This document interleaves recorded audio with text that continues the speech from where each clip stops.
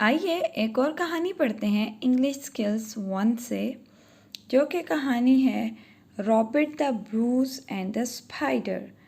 Rabbit एक बंदा था जिसे रॉबिट द ब्रूस कहते थे और एक मकड़ी की कहानी। Once there was a king of Scotland called Robert the Bruce। एक दफ़ा का जिक्र है कि स्कॉटलैंड का एक बादशाह था जिसे रॉबर्ट द ब्रूस कहते थे। The king of England sent a big army to Scotland। जो इंग्लैंड का बादशाह था उसने एक बड़ी तादाद में आर्मी भेजी स्कॉटलैंड पे हमले के लिए। Robert the Bruce fought the English 6 times, but his army lost every time।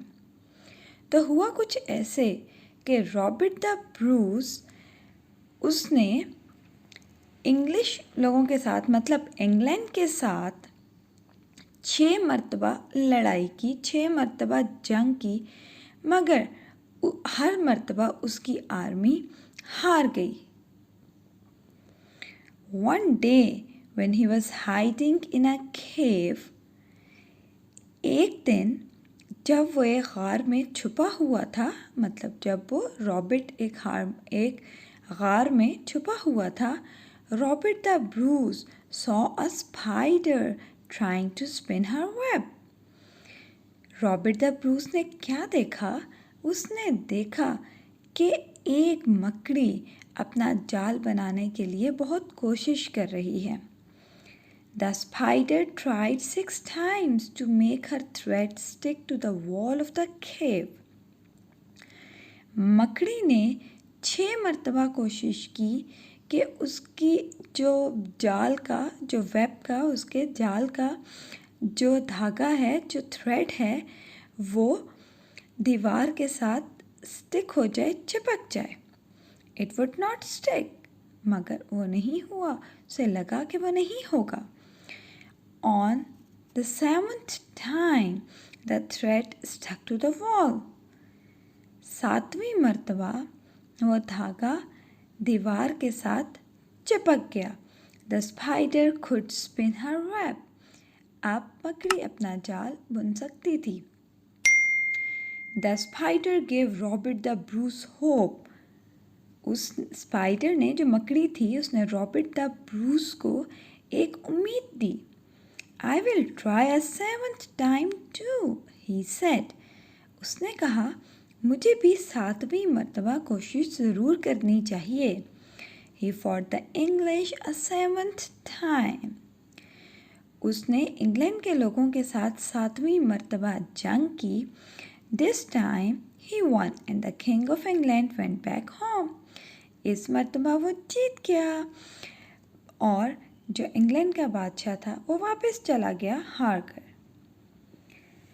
आइए अब इससे रिलेटेड एक्टिविटीज़ करते हैं। पहले तो सिंपल एक्टिविटी है यस और नो की कि आपको ये चैप्टर में जो जो चीज़ें हैं समझ आई हैं कि नहीं। बहुत सिंपल है। अगर आपने चैप्टर गौर से सुना है तो Robert the Bruce was the king of England, नहीं जी, ये स्कॉटलैंड का किंग था।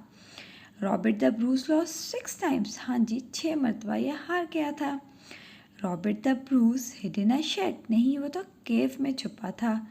He saw a spider trying to spin her web। Yes, उसने मकड़ी ही को देखा था कि वो अपना जाल बुनने की कोशिश कर रही थी। The spider gave up। नहीं, मकड़ी ने तो गिव अप किया ही नहीं था। उसी की वजह से तो स्पाइडर को हौसला मिला था, एक उम्मीद मिली थी कि वो अपना वेब बना ले। सॉरी, वो इंग्लैंड के लोगों के साथ दोबारा लड़ाई करे। Robert the Bruce one the 7th time. हाँ जी, वो 7वीं मरतबा जीत गया था क्योंकि उसने गिव अप नहीं किया था। एक्सरसाइज बी है choose the correct word. The king of England send an army to Scotland. उसने आर्मी भेजी थी। Robert the Bruce lost 6 times. उसने लूज़ किया था 6 मरतबा। He saw a spider in a cave. उसने मकड़ी ही को देखा था।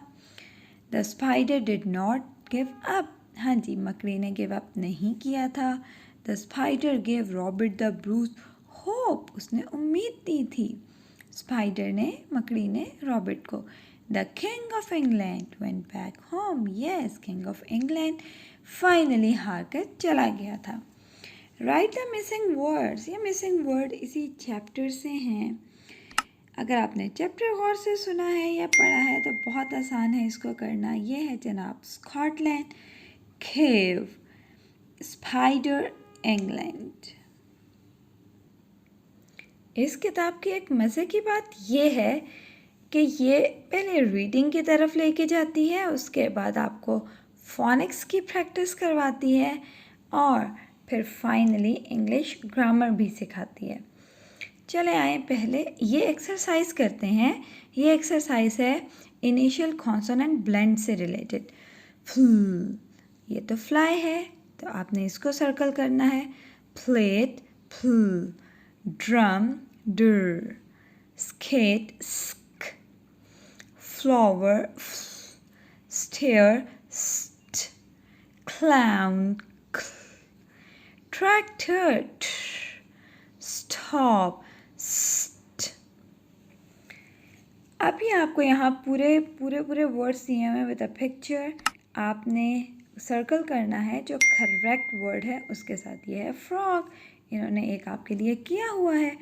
Frog, crab, crab, Stag. Stag कहते हैं जो मेल हिरन होता है उसको, नॉर्मली रेड कलर का जो होता है. Stag, flag, pram, star. आपने देखा कि पहले आपको इनिशियल कॉन्सोनेंट ब्लेंड सिखाए और फिर इनिशियल कॉन्सोनेंट ब्लेंड से, जैसे यहाँ देखें इनिशियल कॉन्सोनेंट ब्लेंड है स्ट, या यहाँ स्ट, स्टेयर. अब इसी से रिलेटेड इन्होंने एक पूरा वर्ड दे दिया स्ट, Stag.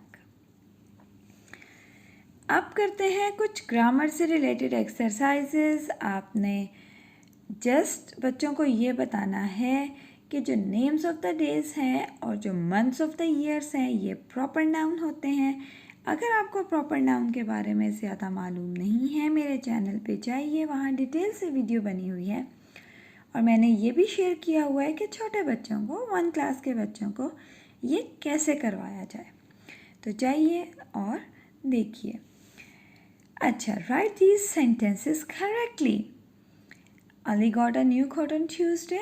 This will be uppercase. I will have a present for you on Friday. This F will be uppercase. May is my favorite month. This M will be uppercase. My birthday is in March. This M will be uppercase.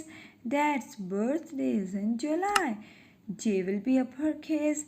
Annie got a big balloon on Monday. M will be uppercase. Have you noticed this thing? कि जो months of the years हैं और जो days of the months हैं उन्हें हम upper case से लिखते हैं और इसमें यही बताया गया है. तो यहाँ इन्होंने यूज़ किया है रूल ऑफ आइसोलेशन. तो आपने भी रूल ऑफ आइसोलेशन ही बताना है बच्चों को. उसका मतलब ये है कि आप कोई कॉन्सेप्ट दे रहे हैं तो उस टाइम पे वही कॉन्सेप्ट दें. कॉन्सेप्ट्स को मम्बो जम्बो मत करें आपस में. एक्सरसाइज बी है राइट दी सेंटेंसेस करेक्टली. इसमें भी रूल ऑफ आइसोलेशन ही यूज़ किया गया है कि just you have to focus कि जो डेज ऑफ मंथ्स हैं जो मंथ्स ऑफ ईयर्स हैं और डेज ऑफ वीक हैं आपने उनको अपर केस से लिखना है. जैसे मंडे जनवरी ज, अगस्त ओ, संडे मई ट्यूसडे ट. कहीं मैंने गलती से डेज ऑफ मंथ्स बोल दिए हैं, sorry for this. Months of the years, actually I was talking about months of the years और days of the week. Subscribe to learn more. और कोई भी क्वेश्चन है यू कैन कमेंट और inbox. Thank you.